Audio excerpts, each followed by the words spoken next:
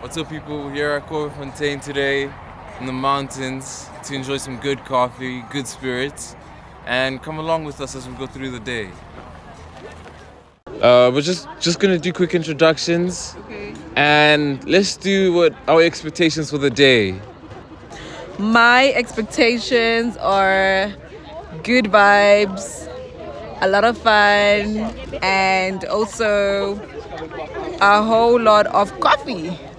Thank you. Coffee is today's topic du jour, you know.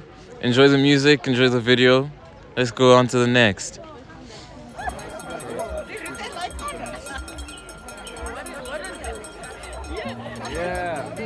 So you may be wondering what we're doing now. We're doing the fun run, and the first sight see is the stream and bridge. I want you guys to just look into the stream and let all your problems run away while you run. Let's go. So we're back with another interview, and today who are we with? Hi, you are with Kensani. I'm a marketer from Limpopo Experienced. Marketing, how is that?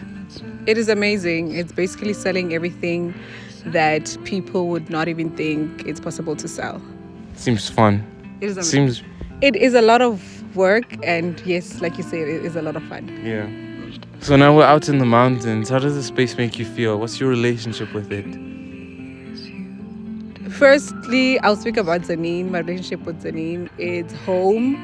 It is the fruit basket of Limpopo. It makes me feel nourished. So that for me is everything. And my relationship with this place, Krabbefontein, I am a friend of the coffee shop. So we're done with the trail and we're just taking in nature. You know, this place is more of a hidden gem. Whenever you go to Tanin, you pass through the mountains and you never see it. You know, you just pass through. And sometimes you just need to stop and breathe. And that's what this is, you know, a coffee shop by the woods. And you should really come down. We've really enjoyed ourselves, taking good pictures, good walks, muddy shoes. And yeah, that's what we're doing right now. Walking back.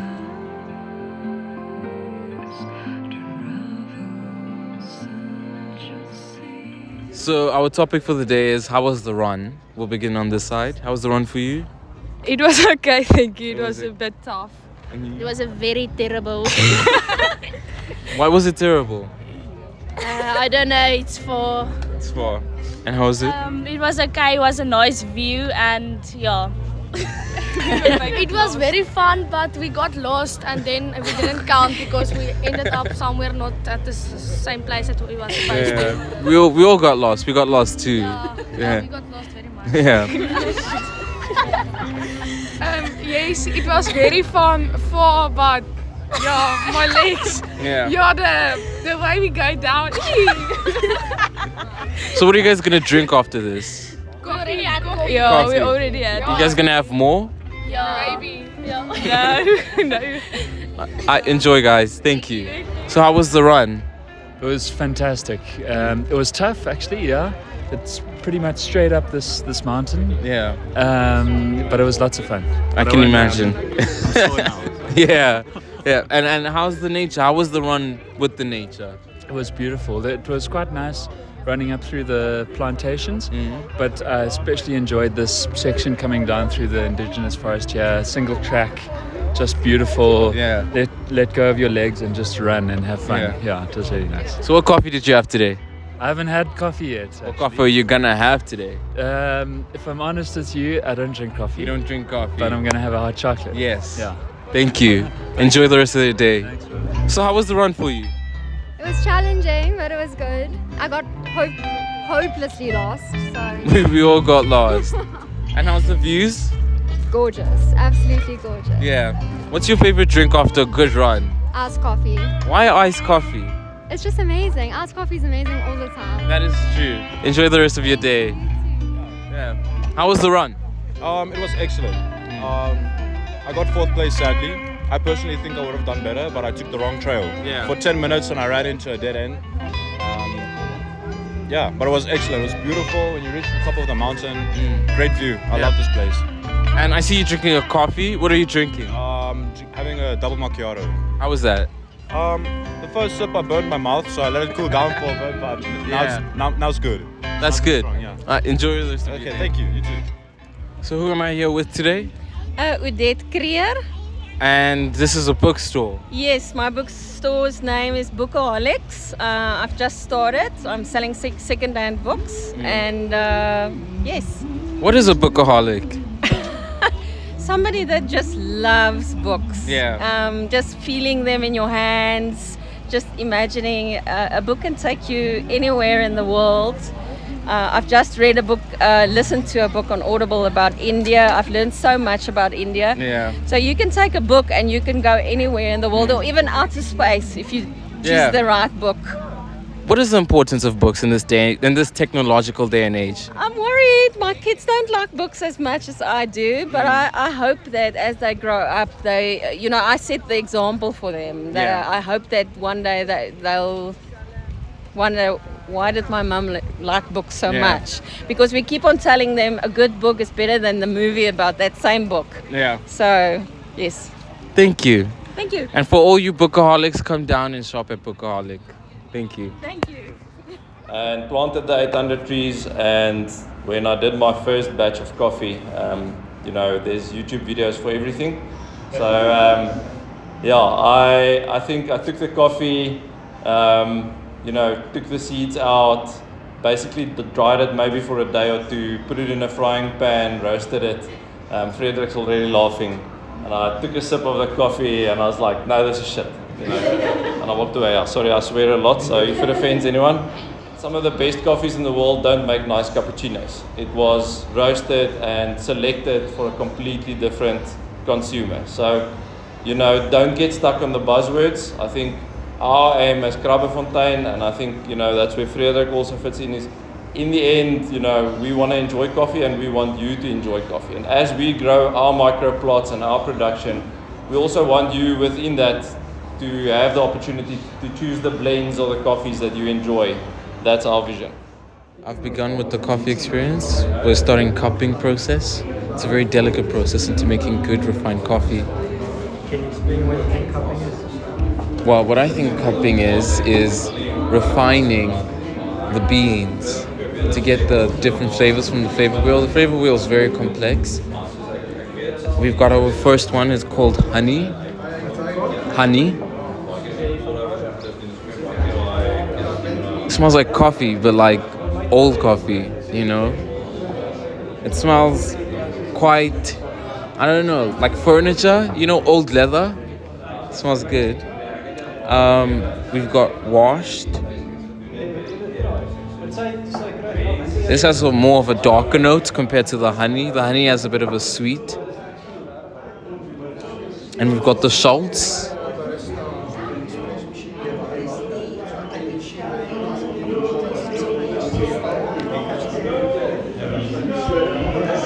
The Schultz and the washed are somewhat similar to me. This one's more lighter. It's good. So what made you go into coffee? Very interesting. So me and a friend was sitting and having a coffee that he bought from Winston Thomas. He's one of our South African barista champs. He owns Cedar Coffee Roastery now as well. And his coffee was used at World Stage. The flavor notes was strawberry yogurt. So when he made that, I've been drinking Checkers coffee until that point. And that just bursted my mind about what coffee can be. And I've been a serial entrepreneur for a while, starting stupid things, paying a lot of school fees, and then I realized I need to do something that I can see myself getting passionate for. And that moment I realized that's coffee. So we went into business together, me and a friend, and it was end of 2018, start of 2019. So started with zero knowledge, just went full in and started learning as we went along.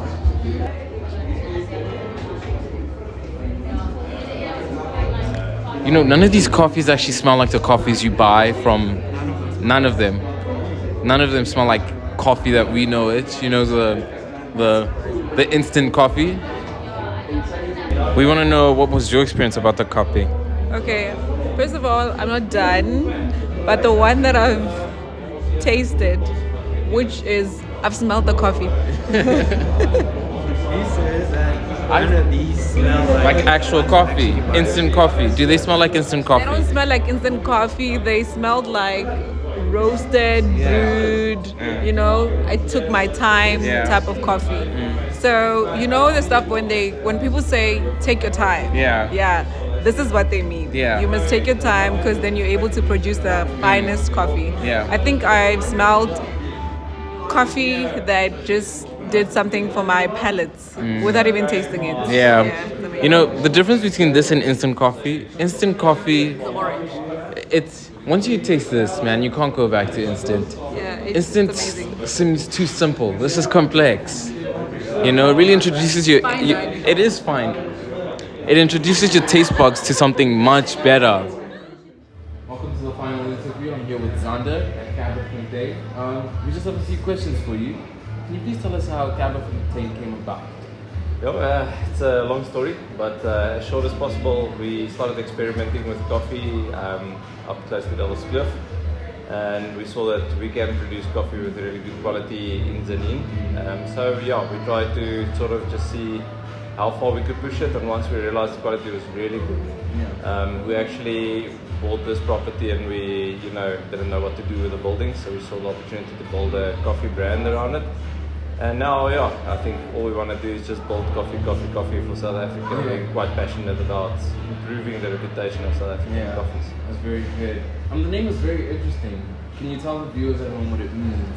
Yeah, it's we have to change the name a little bit. The original name came from a citrus brand, which was developed around the regional farms, where the 1800s they had a research station to try and determine which crops can work in South Africa. Now, our family farm, Alasbesta and Marinsky High School, is on that old farm, and so they exported citrus under the name Krabs. So obviously we didn't want to call our coffee after some STD, so we stayed away from that. So it is as addictive as crabs, I guess, but we went for Krabbe just to twist it up a little bit. So I think, for now we call it Krabbefontein, which is the farm name, but, we don't mind if people slang it to Krabbe or whatever they're happy with. I think that's very important because Limpopo is known for its citrus, and you're still keeping the heritage as you move forward into the future. Yeah. And so, do you have any interest in brewing other beverages? Not yet, but we have been, thinking about things like cold brew, like we have a Cascara soda that we sell in the cafe locally, and that's just based on sort of also byproducts of the coffee itself. So, but that's about it. Okay. Question is, what are the uncommon uses for coffee? I think coffee can work in quite a few beauty products, scrubs and things. They actually use the grounds for that. The coffee grounds as itself actually makes very good compost as well. So a lot of cafes will give you the grounds, and you can either integrate it in your compost heap or that. And then obviously we challenged all the stalls today to make a coffee byproduct. So instead of just having a pancake, have a pancake with a coffee mousse, for example, things like that, just to stir it up a little bit. So I do think you can do quite a bit with coffees. Also just moving towards cold coffee syrups, all these things. Yeah. So how many coffees do you have in a day? Depends, but if I have to be honest, some days go pretty bad, then I have like 8, maybe 10, which is a bit rough. I try and sort of stick around the 3-4 number.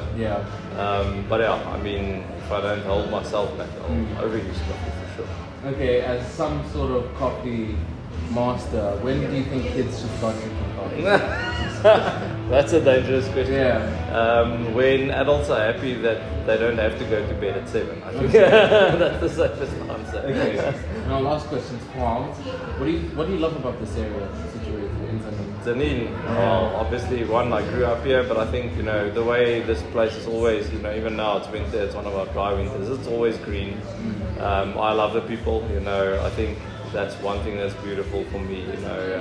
especially growing up on the farm, getting to know people. Isaac that does the coffee with me, he's a nursery worker's kid that's went through university, came back, and he's now one of my foremen. And it's nice to sort of, the warmth of the people. I mean, yeah, you guys are, I mean, just the energy you guys have, I love that. So I think sort of just our area has all of this, the valleys, you know, it's one of the most beautiful places in South Africa in my opinion. And then you add the people to that, and I mean, it's lovely. I mean, the community is the best. When you interview people coming all over from Benin down here just to support coffee, it's quite huge. It's amazing. No, and I think people are so appreciative of each other, and I think that's what I like about small communities. Yeah. They support each other, but they're also so appreciative. Thank you. No, thanks so much, guys.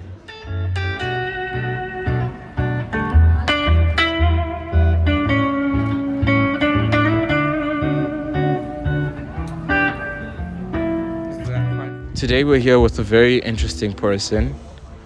He's one of the fastest runners in the world, eats a lot of natural food. Let's talk to our guest. So today we are here with, good name. So what do you do on a day-to-day basis? Okay. Yeah. What was your favorite day? What was the favorite part of your day today?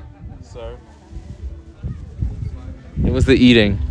The eating was good. We had good burgers. That startled me. Sure. He wants to sing for us, apparently. Thank you. Good voice.